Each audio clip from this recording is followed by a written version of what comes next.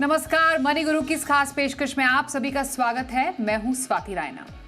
Fund में निवेश करते समय फंड का रिटर्न देखते हैं, पर समझ नहीं आता कि एनुअलाइज्ड रिटर्न देखें, एब्सोल्यूट रिटर्न देखें कि सीएजीआर। आज बताएंगे इन सब का मतलब और कब कौन सा रिटर्न देखना चाहिए, और साथ ही ये भी बताएंगे कि फंड के अल्फा और बीटा से उसके रिस्क पैरामीटर को कैसे समझें। आज रिस्क और पैटर्न मतलब रिस्क और रिटर्न के पैटर्न पर हम करने वाले हैं खास चर्चा, और हमारे साथ दो खास एक्सपर्ट्स हैं, उनका परिचय करा दें। कीर्तन शाह, सीईओ क्रेडेंस वेल्थ, और प्रतिभा गिरीश, फाउंडर फिनवाइज। प्रतिभा और कीर्तन दोनों का बहुत स्वागत करते हैं मनी गुरु के आज के इस खास कार्यक्रम में। बहुत ज़्यादा समझना ज़रूरी हो जाता है कि जब हम फंड के रिटर्न को देख रहे हैं तो कौन सा रिटर्न देख रहे हैं, कब देख रहे हैं, और कैसे ये इम्पैक्ट करता है एक फंड की परफॉर्मेंस को। इसलिए हम रिटर्न से ही शुरुआत करते हैं। फिर रिस्क को भी समझना ज़रूरी है कि एक्चुअली एक फंड में कितने तरह के रिस्क होते हैं, जिसको सोच और समझ के आपको फंड को चुनना चाहिए। सबसे पहले ज़रा फंड के रिटर्न का फंडा समझते हैं।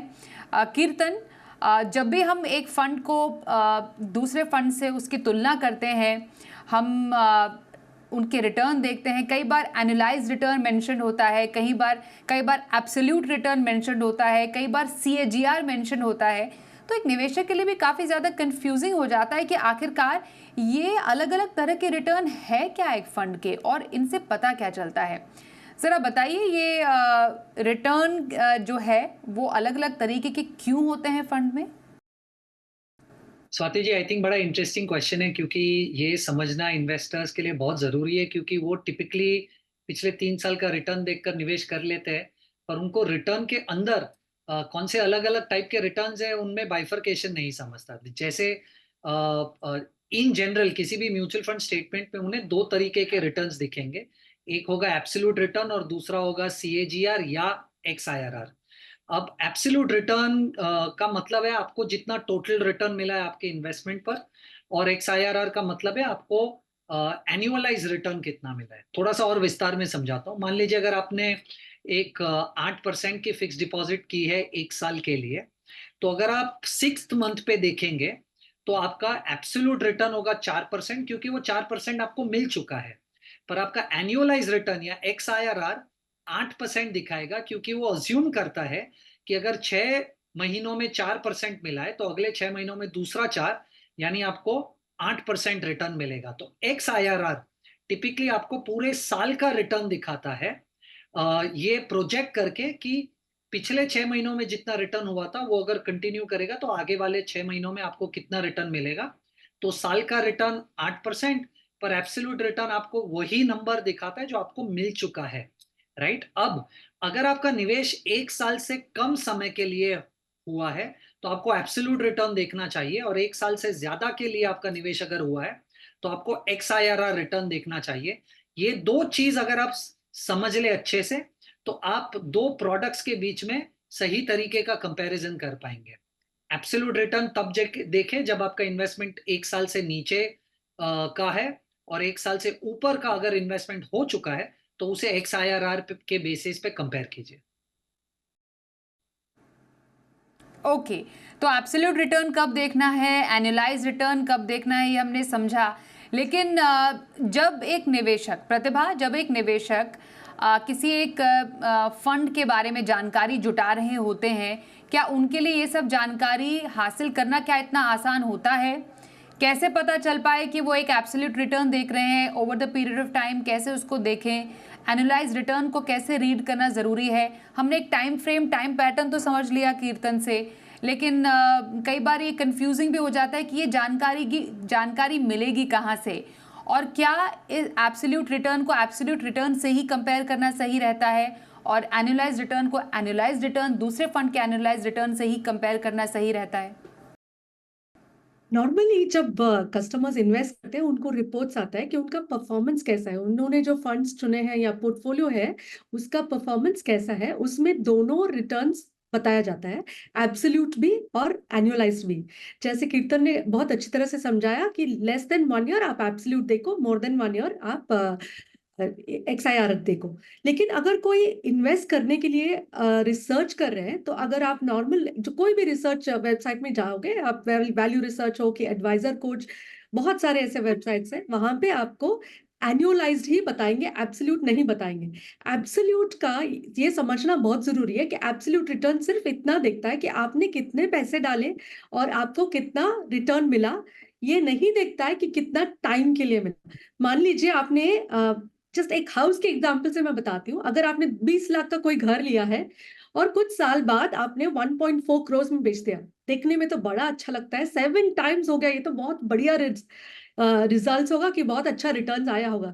लेकिन इसने ये एब्सोल्यूट रिटर्न होता है, आपने डाला 20 और आया आपको 1.4, तो बहुत अच्छा रिटर्न दिखता है।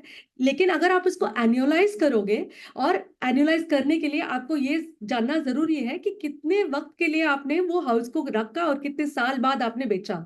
अगर आपने 15 साल के लिए उसको होल्ड ऑन किया है, तो आपका एनुअलाइज रिटर्न हो गया 13, करीब करीब 14%, 13.85। अगर आपने 20 साल के बाद बेचा सिर्फ 10.22, और 25 साल तो 8%। तो ये इतना अच्छा नहीं दिखता है। तो ये जरूरी है, आपको दिखेगा भी कहीं पे भी एनुअलाइज रिटर्न ही दिखेगा, नॉर्मली रिसर्च वेबसाइट में एब्सोल्यूट नहीं दिखेगा।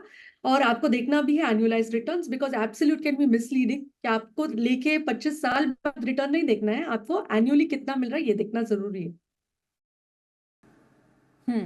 कीर्तन, मुझे एक बात जरा समझाइए कि एब्सोल्यूट और एनुअलाइज रिटर्न, मतलब आप कहीं पर भी किसी साइट में जाएंगे, जैसा प्रतिभा ने बताया, कोई भी एक फाइनेंशियल साइट है, वहाँ पर फंड की परफॉर्मेंस दी होती है और लिखा होता है बाकायदा एनुअलाइज रिटर्न है या फिर एब्सोल्यूट रिटर्न है।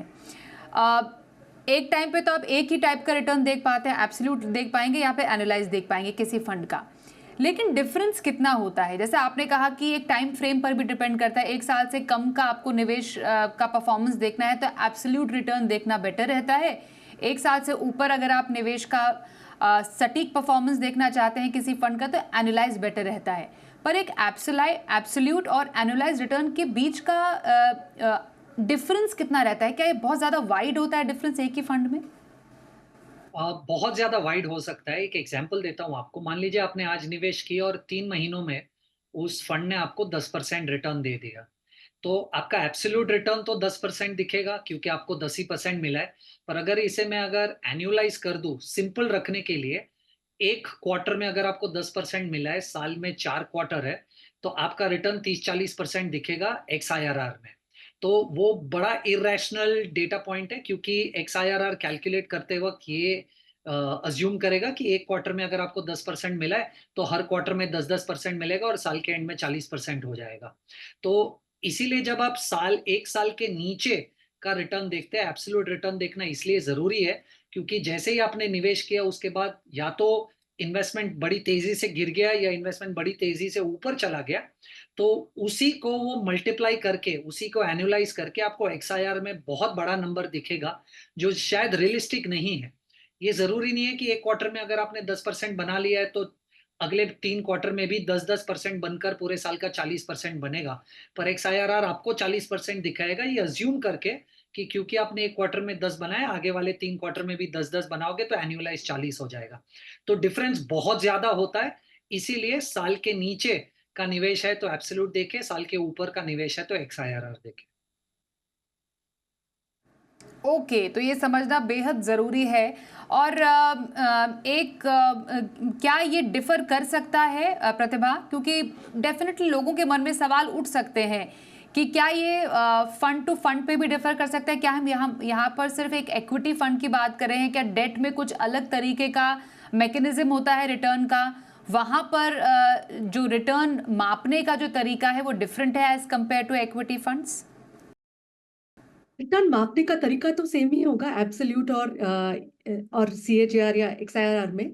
लेकिन एक चीज है, डेट का एक रेगुलर पैटर्न पे आपको इन्वेस्टमेंट मतलब आपने 1 साल के लिए डाला तो 3 महीने बाद अगर आपने देखा तो 10% आपको दिखेगा नहीं, क्योंकि पूरे साल में अगर 10% मिलना है तो 2.5 दिखेगा कि एब्सोल्यूट रिटर्न्स आपको 2.5 मिला है, तो और XIRR आपको दिखेगा कि आपको 10% मिलने वाला है। और शायद ये करेक्ट भी होगा, क्योंकि इतना वेरिएशन, इतना उतार चढ़ाव नहीं होता डेट फंड्स में। आमतौर पे अगर आपने इंटरेस्ट रेट वाला फंड्स, इंटरेस्ट रिस्क वाला फंड्स नहीं लिया तो इतना उतार चढ़ाव नहीं होता। जब उतार चढ़ाव नहीं होता है तो आपको पता चलता है कि एब्सोल्यूट रिटर्न भले ही 2.5 है, तो पहले 3 महीने में 2.5 मिल गया, बाकी वापस 3 महीने में आपको 2.5 मिलेगा 5%। ऐसा करते करते पूरे साल में 10% मिलना है, तो आपको क्लियरली दिखेगा।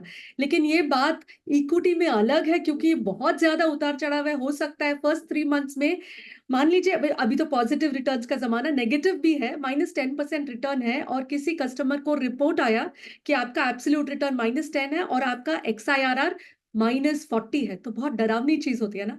लेकिन ऐसा होता नहीं है, क्योंकि फर्स्ट 3 मंथ्स में भले ही -10 हो, नेक्स्ट में +10 भी हो सकता है, +15 भी हो सकता है, तो वास्टली डिफरेंट हो सकता है इक्विटी में। डेट में इतना वॉलिटिलिटी नहीं रहता, तो आपको इतना मतलब हार्ट अटैक नहीं आएगा। ओके बिल्कुल, ये समझना एक्चुअली ज़रूरी है, क्योंकि आप मिसलीड ना हो जाए रिटर्न को देखकर। जब आप यूजुअली पास्ट रिटर्न को देखकर अपने डिसीजंस रखते हैं किसी फंड को चूज़ करने के पीछे, तो आप एनालाइज देख रहे हैं, एब्सोल्यूट रिटर्न देख रहे हैं। अगली बार ज़रा इस पर ज़रूर गौर कीजिएगा, इसको सोचिएगा और समझिएगा कि आपका जो आगे आने वाला रिटर्न, जो एक्सपेक्टेड रिटर्न है, वो किस तरीके से इम्पैक्ट कर सकता है due to these reasons.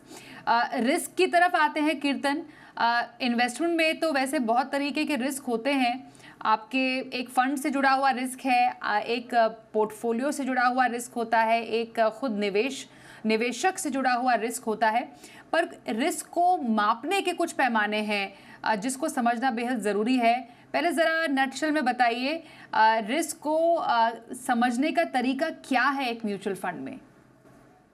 Swati ji, अगर आप इक्विटी म्यूचुअल फंड्स में रिस्क तोलने की कोशिश कर रहे हैं तो 2 डेटा पॉइंट्स देखना बहुत ज़रूरी है।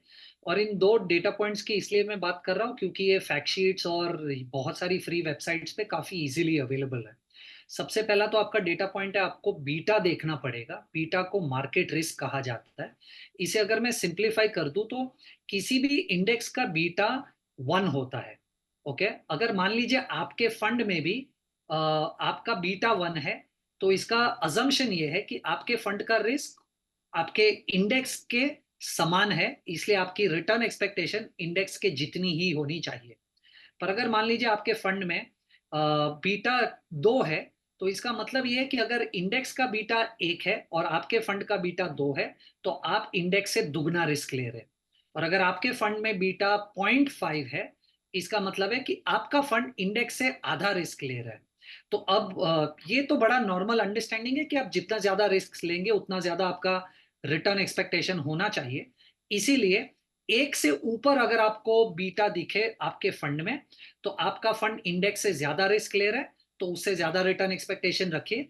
और अगर आपका फंड 1 से नीचे बीटा रिस्क ले रहा है, तो इंडेक्स से कम रिस्क ले रहा है, तो आपकी रिटर्न एक्सपेक्टेशन उस फंड से इंडेक्स रिटर्न से कम होनी चाहिए। तो ये एक पैरामीटर है जिसको आप मार्केट रिस्क कहते हैं। दूसरा पैरामीटर है जिसे आप पोर्टफोलियो रिस्क कहते हैं, जिसका मतलब है स्टैंडर्ड डिविएशन। अगर सिंप्लीफाई करूं इसे, तो मान लीजिए अगर किसी एक फंड ने पिछले 3 सालों में 10% का रिटर्न दिया है, तो आपकी एक्सपेक्टेशन उस फंड से बन जाती है कि ये शायद मुझे आने वाले 3 सालों में भी 10% का रिटर्न दे दे। पर अगर इसका स्टैंडर्ड डिविएशन 15 है, इसका मतलब ये है कि आपकी एक्सपेक्टेशन तो 10 की है, पर रियली ये पॉसिबल नहीं है कि अगर पिछले 3 सालों में फंड ने 10% रिटर्न दिया तो आगे वाले 3 सालों में भी 10% रिटर्न दे दे। पर आगे वाले 3 सालों में बैंड क्या हो सकता है रिटर्न का, वो आपको स्टैंडर्ड डिविएशन से समझेगा। तो मान लीजिए आपकी एक्सपेक्टेशन 10% है, पर इस फंड का स्टैंडर्ड डिविएशन 15 है, तो 10 के ऊपर 15 आपको 25% तक पॉजिटिव रिटर्न मिल सकता है, या 10 के नीचे 15 आपको -5% तक का रिटर्न मिल सकता है। यानी आपकी एक्सपेक्टेशन तो फंड से 10% है, पर आपकी रिटर्न -5 से लेके +25 के बीच में कहीं पर भी हो सकती है। इसीलिए जितना बड़ा आपका स्टैंडर्ड डिविएशन है, उतना आपका रेंज बढ़ जाएगा, इसीलिए उसे पोर्टफोलियो रिस्क कहा जाता है। ओके, तो रिस्क को समझने के 2 पैमाने, स्टैंडर्ड डिविएशन और बीटा, इसमें थोड़ा-सा और विस्तार से बात करेंगे। कुछ फंड के ज़रिए इसको समझने की कोशिश करेंगे कि अलग-अलग टाइम होराइज़न में जो फंड का बीटा है, या फिर जो फंड का जो स्टैंडर्ड डिविएशन है, वो कितना बदलता है, उसके आधार पर आपको एक फंड कैसे चूज कर सकते हैं, इस पर चर्चा जारी रखेंगे एक छोटे से ब्रेक के बाद। देखते रहिए मनी गुरु।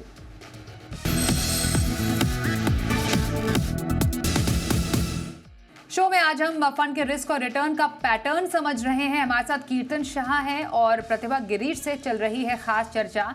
प्रतिभा, हम फंड के रिस्क और रिटर्न के पैटर्न को जब समझें तो खास तौर पर रिस्क, कुछ देर पहले कीर्तन ने बताया कि जो फंड का बीटा है और जो फंड का स्टैंडर्ड डिविएशन है वो कैसे कारगर साबित होता है, कैसे ये एक पैमाने हैं हमें बताने के लिए काफ़ी रहते हैं कि फंड में कितना रिटर्न है, कितना रिस्क है।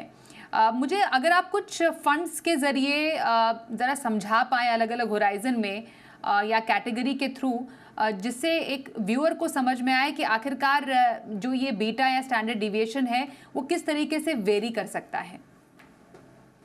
Thank you Swati ji. पहले तो हम देखते हैं कि अगर लार्ज कैप फंड हम चुने, रैंडमली कोई भी 3 फंड्स हम चुनते हैं। हमने चुना है HDFC top 100, ICICI prudential blue chip, ABSL frontline equity.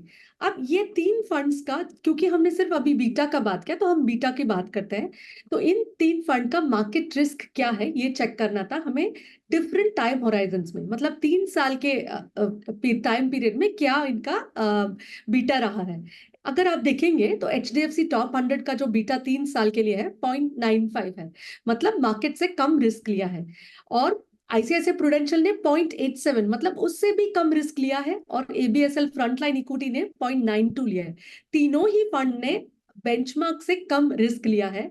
और कैटेगरी जो एवरेज है लार्ज कैप कैटेगरी का वो 0.99 है, इससे भी तीनों ही फंड ने कम रिस्क लिया है। तो अगर कम रिस्क लिया है तो कम उनका एक्सपेक्टेड रिटर्न रहेगा। ये भी देखना जरूरी है कि क्या 3 साल में जो बीटा है वो सेम रहेगा over 5 year period of time. अगर 5 साल के लिए देखेंगे तो बीटा बदल जाता है, ये टाइम होराइजन के ऊपर डिपेंड होता है पिछले 5 साल में क्या बीटा रहा है। अगर HDFC टॉप 100 देखेंगे जो 0.95 था 3 इयर्स के लिए, वो बन जाता है 1.01 5 इयर्स के लिए, मतलब मार्केट से थोड़ा ऑलमोस्ट मार्केट जितना 0.01 ज्यादा है। और ICICI प्रूडेंशियल ब्लू चिप 0.87 से 0.94 हो गया उसका बीटा, और ABSL जो है उसका 0.92 से 0.98, मतलब हर एक फंड का बीटा जो है वो ज्यादा हो गया when you compare it with 3 year horizon. लेकिन कैटेगरी का अगर आप देखेंगे, पूरा कैटेगरी का जो एवरेज बीटा है वो 0.99 से 0.97 हो गया। तो ये अगर आप कैटेगरी में देख रहे हैं कि कौन सा फंड आपको चुनना चाहिए, तो अलग सिर्फ बीटा को लेके हम नहीं चुन सकते, लेकिन बीटा बहुत ही इंपॉर्टेंट एक मेजर है। तो इसमें हम देखेंगे कि सबसे कम जहां बीटा है, सबसे कम रिस्क ले रहे हैं, इसके साथ हमें एक तो कम रिस्क लेना है, दूसरा हमें ज्यादा रिटर्न भी चाहिए। सिर्फ कम रिस्क और कम रिटर्न नहीं चलेगा, कम रिस्क भी चाहिए और ज्यादा रिटर्न भी चाहिए। तो कम बीटा और ज्यादा अल्फा वाले प्रोडक्ट्स हम चुनना चाहेंगे, ये अगर 3 फंड्स में बात करेंगे। अगर आप यही चीज कोई बैलेंस एडवांटेज फंड चुनना चाहते हो, तो उसमें भी अगर आप 2 फंड्स में कंफ्यूज हो कि कौन सा लेना चाहिए, तो अल्फा और बीटा के जरिए आप डिसाइड कर सकते हो कहाँ पे कम रिस्क है और ज्यादा रिटर्न का एक्सपेक्टेशन है। ओके, तो बीटा के साथ एक नया टर्म भी इंट्रोड्यूस कर दिया प्रतिभा ने, वो है अल्फा, मतलब कम बीटा और ज्यादा अल्फा वाला फंड आपको चुनना चाहिए। और इसी बात को आगे बढ़ाते हुए कीर्तन, मैं आपसे जानूंगी, बीटा कम होना चाहिए फंड का लेकिन अल्फा ज्यादा होना चाहिए, तो जो अल्फा है वो कैसे फंड को जो है वो इम्पैक्ट करता है और वो कैसे एक फंड को चुनने में आपके फंड के परफॉर्मेंस को मैटर करता है?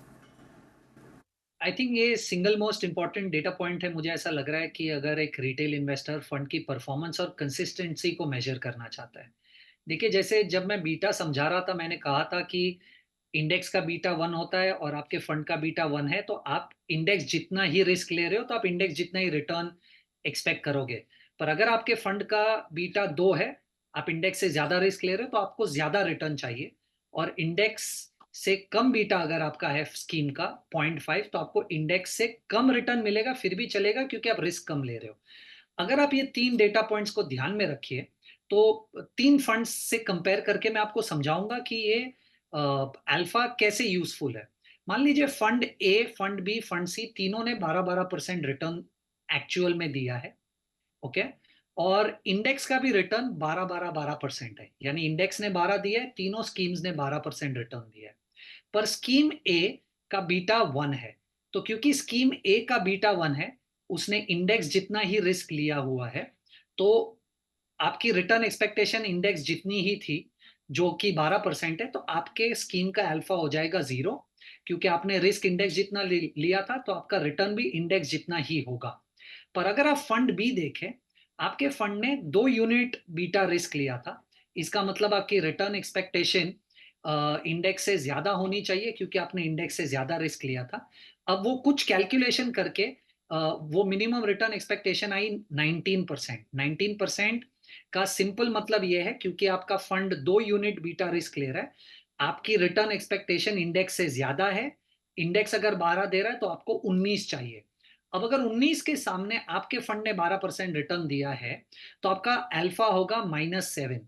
अब आप सोचोगे कि आपके फंड का भी रिटर्न 12 है, इंडेक्स का भी 12 है, तो आपके फंड ने इंडेक्स जितना अच्छा परफॉर्म किया है, पर वो मेजर नहीं है।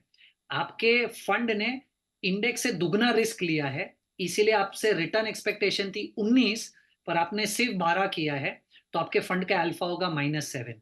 पर अगर आप फंड सी देखें, क्योंकि आपने 0.5% बीटा लिया, रिस्क लिया है, जो इंडेक्स से कम है, आपसे रिटर्न एक्सपेक्टेशन भी कम थी स्कीम से, जो है सिर्फ 8.5। अब अगर आप कम एक्सपेक्टेशन में भी 12% जो इंडेक्स जितना रिटर्न जनरेट करते हैं, तो आपका अल्फा है 3.5। इसका मतलब आपने इंडेक्स जितना ही अच्छा परफॉर्म किया है, पर क्योंकि आपने इंडेक्स से आधा रिस्क लिया 0.5, मैं कह रहा हूं कि आपने 3.5% से आउट परफॉर्म किया इंडेक्स को। तो देखिए, तीनों फंड्स ने 12-12-12% रिटर्न दिया है, पर फंड सी क्योंकि इंडेक्स से आधा रिस्क ले रहा है, उसके सामने अल्फा उसका 0.35 हो जाएगा। अगर ये सब बहुत ज्यादा डेटा पॉइंट लग रहा है, एक सिंपल चीज ध्यान में रखिए, किसी भी फंड का अल्फा अगर 0 है या पॉजिटिव में है, उस फंड ने अपने एक्सपेक्टेड रिटर्न से ज्यादा रिटर्न दिए हैं। तो आपको एक ऐसे फंड में पैसा लगाना है जिसका अल्फा 0 हो या एटलीस्ट पॉजिटिव हो, क्योंकि अगर किसी भी फंड का अल्फा +3.5 है, इसका मतलब है कि उससे एक्सपेक्टेशन थी 12 की, पर उसने दिया 15.5। अगर किसी भी फंड का बीटा -5 है, अल्फा -5 है, इसका मतलब है कि आपकी एक्सपेक्टेशन उस फंड से 12 थी, पर फंड ने आपको दिया 7। इंडेक्स से आप सीधा सीधा नहीं कंपेयर कर सकते, क्योंकि आपने शायद इंडेक्स जितना रिस्क नहीं लिया है। ओके, बहुत अच्छे से समझाया आपने कीर्तन एक टेबल के ज़रिए कि क्या इंपॉर्टेंस है अल्फ़ा की, और अल्फ़ा हमेशा पॉजिटिव रहना चाहिए। आखिरी सवाल, बहुत छोटा जवाब प्रतिभा आपसे, ये जो पूरी जानकारी है, क्योंकि नॉर्मल निवेशक जो है, एक रिटेल इन्वेस्टर, उनके लिए हो सकता है थोड़ा सा मुश्किल हो समझना, हर बार इसको देखना, कहाँ पर ये सारी जानकारी मिल सकती, कैसे पता चले कि उनके फंड का अल्फ़ा पॉजिटिव में है कि नहीं है? ये जो पूरी जानकारी है, ये कहाँ रेगुलरली वो पढ़ें?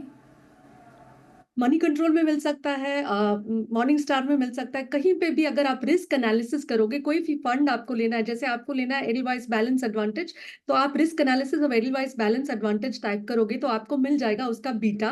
उसके साथ क्लियरली लिखा होगा कि वर्सेस कैटेगरी एवरेज क्या है, लो वॉलेटिलिटी में है, हाई है, और जेनसन्स अल्फा यानी कि अल्फा का भी आएगा कि बेटर रिस्क एडजस्टेड रिटर्न है कि नहीं है। नंबर भी मिलेगा, कैटेगरी के साथ कंपैरिजन भी मिलेगा, और ये भी वो वेबसाइट खुद बता देगा। बहुत सारे वेबसाइट्स है, हर वेबसाइट में मिल जाएगा आपको रिस्क एनालिसिस के कि ये अच्छा है कि बुरा है, और आप कंपेयर कर सकते हो कई सारे फंड्स को इस बेसिस पे और चूज कर सकते हो। जब आप कंफ्यूज हो, तो ये मैट्रिक्स बहुत इंपॉर्टेंट है, इजीली अवेलेबल है, अल्फा, बीटा और स्टैंडर्ड डिविएशन ऑनलाइन। बिल्कुल, और ये तमाम जो पैरामीटर्स होते हैं आपको एक अच्छा फंड चुनने में और भी ज़्यादा मदद करते हैं। सिर्फ पास्ट रिटर्न के लिहाज से आप एक फ़ंड चुने, वो शायद उतना ज़्यादा कारगर साबित ना हो। कौन सा रिटर्न चुनना है, फ़ंड का जो रिस्क पैटर्न कैसा है, ये भी समझना बेहद ज़रूरी है, जिसको समझने में हमारी मदद की हमारे आज के 2 एक्सपर्ट्स ने। कीर्तन, प्रतिभा, आप दोनों का बहुत धन्यवाद इस चर्चा में हमारे साथ शामिल होने के लिए। करेंगे मनी गुरु में बस इतना ही, वक्त एक ब्रेक का हो गया है, पर खबरें जारी रहेंगी। देखते रहिए जी बिजनेस।